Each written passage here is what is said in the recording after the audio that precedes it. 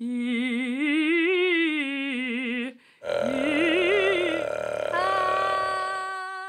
in uns drin ist Klang.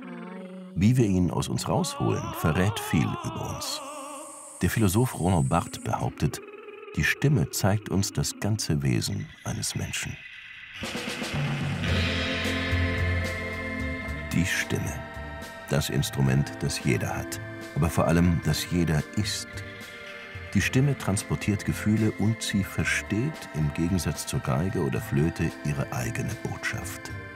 Sie kann viel, zu Tränen rühren, Gänsehaut erzeugen. Und wenn sie trainiert ist, mit bis zu 105 Dezibel locker ein Orchester übertönen. Ich kann schon sehr laut sein.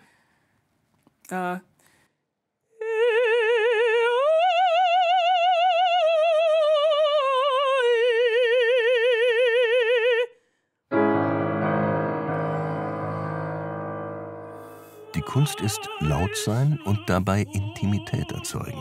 Verletzlich sein und trotzdem loslassen.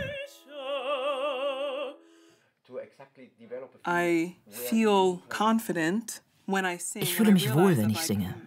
Ich spüre, dass mein Körper, mit dem ich oft unzufrieden bin und zu dem ich auch nicht immer gut bin, dass dieser Körper etwas Wunderbares erzeugen kann.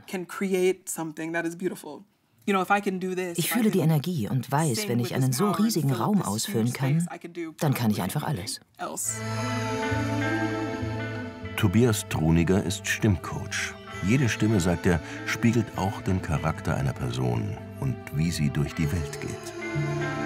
Manchmal geht die Tür auf und da kommt, ich sag's jetzt mal von den Damen, kommt eine Dame rein, da sehe ich schon, ist alles am Punkt, alles präzise gemacht. Dann bin ich meistens nicht überrascht, wenn ich diese Sänger eigentlich eher zu einer Freiheit des Singens animieren sollte und dass sie auch manchmal wirklich richtig sich erlauben, mal ein bisschen loszulassen, frei zu sein. Und das ist sehr, sehr oft etwas, was im Leben auch ihren Charakter prägt. Singen ist kinderleicht, jedenfalls bis die anderen einen mies bewerten.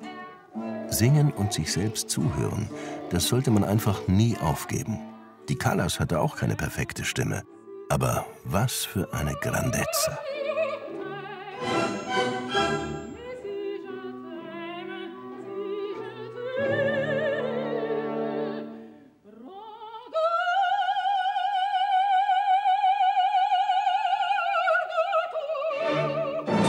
Jeder Mensch kann singen, jeder kann sich mit der Stimme ausdrücken.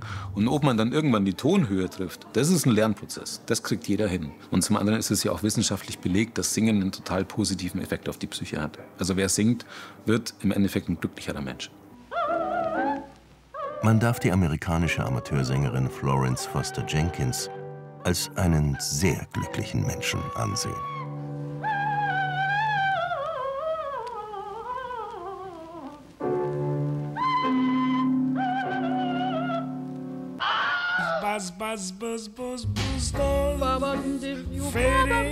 Ella und Louis, ihre Stimmen einfach wunderbare Instrumente.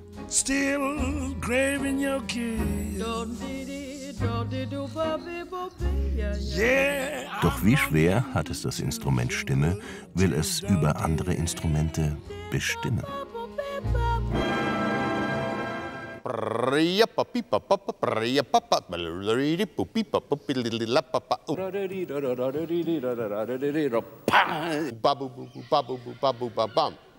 Meine, was soll...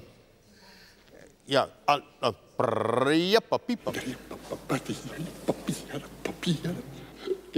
Darf ich bitten? Haben Sie es die 3 Takte? Ja. Bitte schön.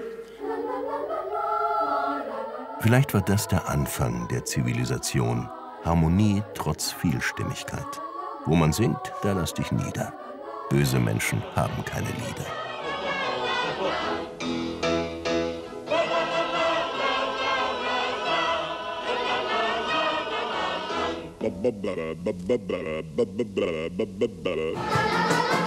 Der Bud Spencer Hardcore singt seit 8 Jahren konsequent nur Lieder aus Bud Spencer-Filmen.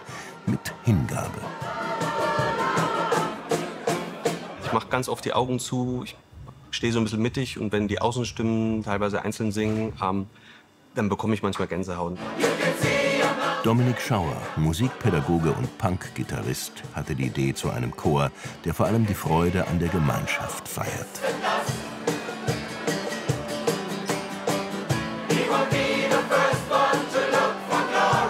Man trifft sich und erschafft gemeinsam etwas. Da, wo vorher nichts war, entsteht ein musikalischer Moment und dieser Moment, der macht glücklich.